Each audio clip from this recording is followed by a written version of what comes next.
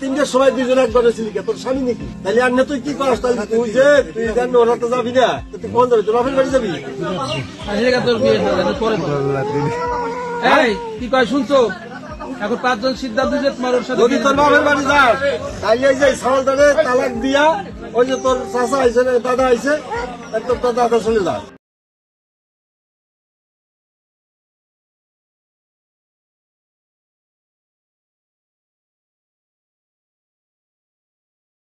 একতরফা তালাকে আপনি সই করবেন আর ইমাম সই করবেন।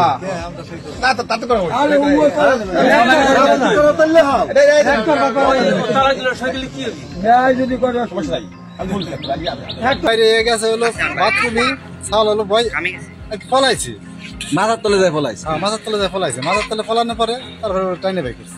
বিটাকে দোষ দেবো না, হিসেবে মহিলাদেরই দোষ। আজকে যদি আমি একজন আশ্রয় না দিই, আমার ঘরে আশ্রয় পাবি সে? হ্যাঁ, আজকে আমি যদি খারাপ, আমি যদি ভালো হয় তাহলে জগৎ কি ভালো।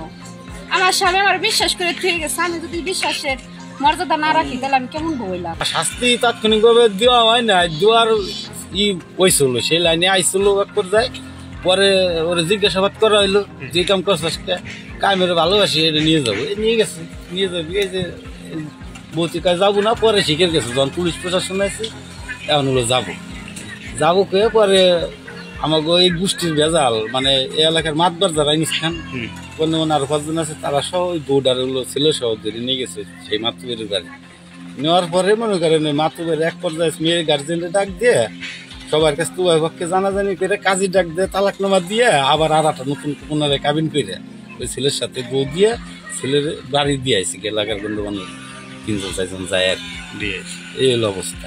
মেয়েলারাও আইছিল, ছেলে এলারাও ছিল, দুই পক্ষে জবানবন্দি দিয়ে তাকে ওই জামাই মেয়ে রাখবি না, যে ছেলের সাথে অন্যায় হয়েছে সেই ছেলে কইছে আমি পূরণ করবো, তাই যখন নিবি না আমি নিব।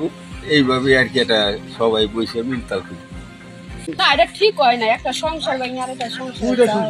বাবা ওই ছেলে তো অবিবাহিত, তার কোনো ইয়া নাই, কিন্তু এটা তো সংসার, একটা মেয়ে আছে।